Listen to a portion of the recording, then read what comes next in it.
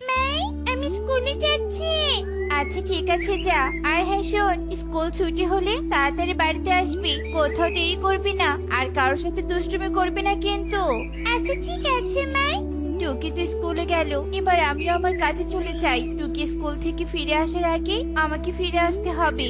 এই বলে টনিও তার কাজের উদ্দেশ্যে বেরিয়ে পড়ে। এভাবেই কিছুক্ষণ কেটে যায়।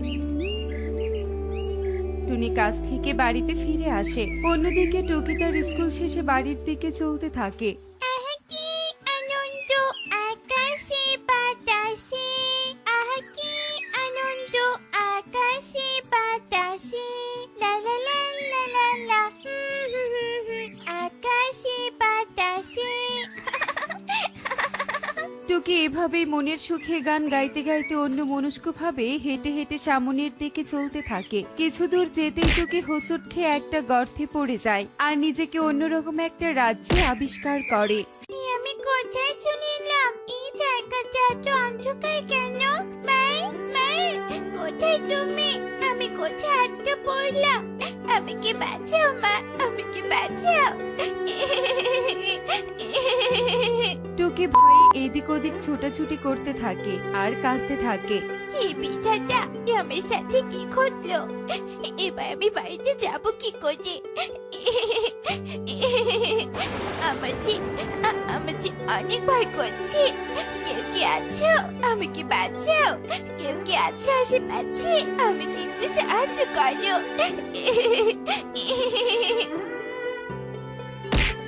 ও মাজি, আমার পাটা গেল রে গেল। কিসের সাথে হোঁচট খেলাম দেখি তো? এটা তো একটা পুতুল। পুতুলটাতে কি ময়লা লেগে আছে। এই বলে টুকি পুতুলটার গায়ে লেগে থাকা ময়লা হাত দিয়ে ঘষে ঘষে পরিষ্কার করতে থাকে। ঠিক তখনই পুতুলটা আলোকিত হয়ে ওঠে। পুতুলকে এভাবে হঠাৎ করে আলোকিত হতে দেখে টুকি ভয় পেয়ে যায় আর পুতুলটা ছুঁড়ে ফেলে দেয়। ফেলে দেওয়ার সাথে সাথেই পুতুলটা দুখণ্ডিত হয়ে ভেঙে যায়। আর তখনই পুতুল থেকে একটা পরী বেরিয়ে আসে। পরী বেরিয়ে আসার সাথে সাথে পুরো রাজ্যটা সবুজ শ্যামলে আর আলোয় আলোকিত হয়ে ওঠে। আমি মুক্ত হয়েছি, ইয়ে কি মজা, আমি মুক্ত হয়েছি। এই পাখি, তুমি এই পুতুলটা ভেঙে আমাকে মুক্ত করেছো বুঝি? মানে আসলে হ্যাঁ, কিন্তু কে তুমি? তুমি আমার কোনো ক্ষতি করো না। আমি ইচ্ছাকৃত ভাবে এখানে আসিনি। এই পাখি, তুমি ভয় পেও না, আমি তোমার কোনো ক্ষতি করব না। আমি হলাম এই রাজ্যের পরী। একটা অভিশাপের কারণে আমি পুতুলে বন্দী হয়েছিলাম। কেউ আমাকে পুতুল থেকে মুক্ত করতে আসেনি। আজ তুমি এসে আমাকে মুক্ত করেছো। আমি কৃতজ্ঞ তোমার উপর পাখি। ও, এই কারণে বুঝি এই রাজ্যটা অন্ধকারে চলিয়েছিল। হ্যাঁ পাখি, আজ আমি মুক্ত হওয়ার সাথে সাথে এই রাজ্য তার আলো ফিরে পেয়েছে। তোমার রাজ্যটা না অনেক সুন্দর, কিন্তু তোমার রাজ্যে এত ভূতটা কেন? আমার মায়ের ভুট্টা অনেক পছন্দ ছিল, তাই মা সব সময় রাজ্যে ভুট্টা দিয়ে ভরিয়ে রাখতো। এখন মানে ভুট্টা খাওয়ারও কেউ নেই। তোমার মা নেই মানে? কোথায় গিয়েছে তোমার মা? আমার মা আমাকে ছেড়ে স্বর্গে চলে গিয়েছে। মা আর ওখান থেকে কখনো ফিরে আসবে না। দুঃখিত বৌদি, আমার জন্য তুমি দুঃখ পেলে। সমস্যা নেই, আমি মাকে সবসময়ই মনে করি। যাই হোক, আমার উপকার করার জন্য আমি তোমাকে উপহার দিব। বলো, তোমার কি উপহার চাই? না না, আমার উপহার লাগবে না। আমার মা বলেছে কখনো কারো উপকার করলে উপহার নিবে না। তাই তো আমি তোমার কাছ থেকে উপহার নিব না। কিন্তু আমি যে তোমাকে উপহার দিবই দিব। বলো না টুকি, তোমার কি চাই? না বৌদি, আমার কিচ্ছু চাই না। আর না করো না তো, তুমি উপহার নিলে আমি খুব খুশি হব। বলো না, তোমার কি লাগবে? তুই যখন চোরাচুরি করছো, বেশ, আমাকে এখান থেকে কয়েকটা ভুট্টা দাও। আমি ভুট্টাগুলো নিয়ে গিয়ে আমার মাকে দিব।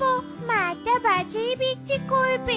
আসলে আমাদের অনেক অভাব তো, তাই। আমি মুগ্ধ হলাম তোমার কথায়। তোমাদের অভাব থাকা সত্ত্বেও তুমি আমার কাছে সোনা দানা দামি উপহার না চেয়ে এই সামান্য কয়েকটা ভুট্টা চাচ্ছ। কয়েকটা ভুট্টা নয় টুকি, আজ থেকে এখানের সব ভুট্টা তোমার। তুমি রোজ এখান থেকে ভুট্টা নিয়ে বাজারে বিক্রি করবে। সত্যি বলছো বৌদি? তোমাকে অনেক ধন্যবাদ। এবার আমাকে বাড়িতে ফিরতে হবে। তুমি আমাকে আমাকে এখান থেকে বের হওয়ার রাস্তাটা বলে দাও। ওই যে দেখছো সিঁড়ি, ওই সিঁড়ি দিয়ে উপরে উঠতে হয় আর ভেতরে প্রবেশ করতে হয়। আচ্ছা ঠিক আছে পরি, আমি তবে এবার আসি কেমন? টুকি পরীর কাছে বিদায় নিয়ে কয়েকটা ভুট্টা সঙ্গে নিয়ে সিঁড়ি বেয়ে বনে চলে আসে আর বাড়ির দিকে চলতে থাকে। অন্যদিকে টুনি পুরো বনে তার মেয়েকে খুঁজতে থাকে। টুকিমা, টুকিমা, কোথায় তুই? সারা দে মা। হায় বিধাতা, মেয়েটা স্কুলেও নেই, এমনকি বনের কোথাও নেই। এভাবে মেয়েটা না বলে হঠাৎ কোথায় চলে গেল? মা টুকি, শুনতে পাচ্ছিস মা? এই যে কবুতর দাদা, তুমি কি আমার মেয়েটাকে কোথাও দেখেছো? না রে টনি, আমি তোর মেয়েকে কোথাও দেখিনি। দেখুনি? হায় সর্বনাশ, মেয়েটার আবার কোথাও বিপদ হলো না তো? টুকি, এই টুকি। টনি এভাবে তার মেয়েকে খুঁজতেই থাকে। কিছুক্ষণ খোঁজার পর টুকি নিজে তার সামনেই চলে আসে। এই যে আমি। আমার সোনা, তুই কোথায় চলে গিয়েছিলি? আর এখন তো ভুট্টার সিজন নয়, তাহলে তুই এই নতুন ভুট্টাগুলো কোথায় পেয়েছিস? শুনতে চাও কোথায় পেয়েছি আর কোথায় গিয়েছিলাম? হ্যাঁ শুনতে চাই, বল, তাড়াতাড়ি বল আমাকে। আচ্ছা ঠিক আছে, শোনো তবে। টুকি এই বলে একে একে সব ঘটনা টুনিকে খুলে বলে। সব শুনে টুনি বেশ অবাক হয়ে যায়। এই ভুট্টাগুলো তুই পরিরাজ্য থেকে এনেছিস? আর পরি তার রাজ্যের সব ভুট্টা এনে বাজারে বিক্রি করতে বলেছে? শুনে খুব খুশি হলাম রে মা। আজ থেকে আমাকে আর অন্যের বাড়িতে কষ্ট করে কাজ করতে হবে না। আমরা পরির রাজ্যের নতুন ভুট্টা বিক্রি করে সংসার চালাবো। হ্যাঁ মা, হ্যাঁ। এবার চল মা, এগুলো বাজারে বিক্রি করে গিয়ে। এই বলে মা মেয়ে খুশি মনে ভুট্টা নিয়ে বাজারে চলে আসে আর ভুট্টা বিক্রি করতে থাকে। ভুট্টা নিয়ে যাও, ভুট্টা, নতুন ভুট্টা। দাদারা দিদিরা, ভুট্টা খেতে যারা ভালোবাসো তারা তারা চলে এসো।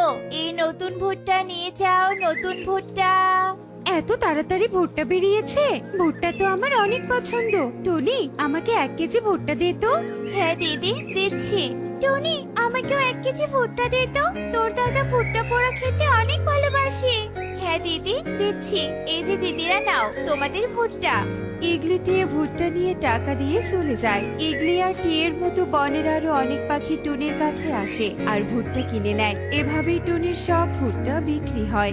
সব ভুট্টা বিক্রি করা শেষ। চল টুকিমা, এবার বাড়িতে যাই। কালকে সকাল সকাল আবার পরিরাজ্যে গিয়ে ভুট্টা নিয়ে আসতে হবে।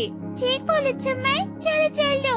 টনি টুকি বাড়িতে চলে আসে। এভাবেই দেখতে দেখতে সেই দিন কেটে যায়। পরের দিন টুনি টুকি পরিরাজ্যে এসে ভুট্টা নিয়ে বনে আসে আর সেই ভুট্টা পাখিদের কাছে বিক্রি করতে থাকে। এভাবেই রোজ রোজ টুনি টুকি পরিরাজ্য থেকে ভুট্টা এনে বনে বিক্রি করে আর বেশ সচ্ছল হয়ে ওঠে। টুনি টুকিকে এভাবে ভুট্টা বিক্রি করতে দেখে কালু কাকুলির অনেক হিংসা হয়। কালু, ওই গরিব টুনি রোজ রোজ এত ভুট্টা কোথায় পায়? ওর তো কোনো জমি জমাও নেই ভুট্টা চাষ করার মতো, তাহলে ও এত ভুট্টা কোথায় পাচ্ছে? কাকুলি, আমি গোপন সূত্রে জানতে পেরেছি ও মাটির নিচে থাকা পরিরাজ্য থেকে ভুট্টা নিয়ে এসে বনে বিক্রি করে।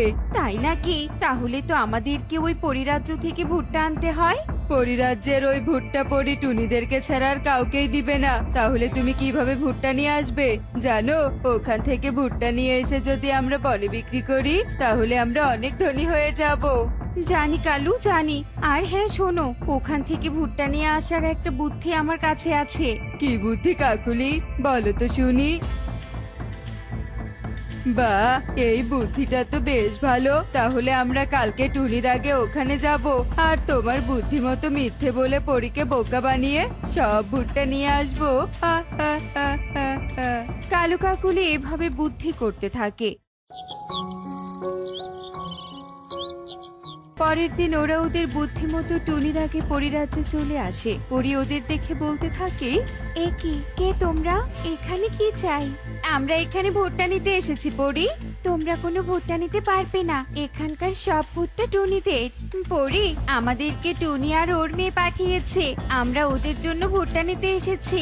আসলে টুনি আর ওর মেয়ে অনেক অসুস্থ, তাই আজকে আসতে পারবে না, তাই আমাদেরকে পাঠিয়েছে। টুনি আর ওর মেয়ে তোমাদেরকে পাঠিয়েছে, যাও ভুট্টা তোলো। পরীর কথায় কালু কাকুলি রাজ্যে প্রবেশ করে আর ভুট্টা তুলতে থাকে। ভুট্টা তুলতে তুলতে কাকুলির চোখ যায় সামনে থাকা স্বর্ণমুদ্রার দিকে। কালু, ওই দেখো কতগুলো স্বর্ণমুদ্রা পড়ে আছে। চলো আমরা ভুট্টা না নিয়ে ওই স্বর্ণমুদ্রাগুলো নেই। ঠিক বলেছো, চলো চলো। কালু কাকুলি লোভে পড়ে ভুট্টার পরিবর্তে স্বর্ণমুদ্রা বস্তায় ভরতে থাকে। অন্যদিকে টুকি টুনি প্রতিদিনের মতো পরিরাজ্যে চলে আসে। পরি ওদের দেখে বেশ অবাক হয়ে যায়। এ কি টুনি টুকি, তোমরা এখানে? তোমরা নাকি অসুস্থ? এই অসুস্থ শরীর নিয়ে ভুট্টা তুলতে না আসলেও পারতে। তোমরা যাকে পাঠিয়েছো তারা তো ভুট্টা তুলছে। আমরা তো অসুস্থ নই, তোমাকে কে বলেছে আমরা অসুস্থ? আর কেই বা আমাদের হয়ে ভুট্টা তুলতে এসেছে? আমরা তো কাউকে পাঠাইনি। দুটো কাক এসে বলল তোমরা ওদের পাঠাওনি। না পরি, আমরা ওদের পাঠাইনি। তাহলে আমাকে মিথ্যে বলেছে। চলো চলো ওদের কাছে, আমি মিথ্যে সহ্য করি না, ওদের মিথ্যে বলার শাস্তি দিব।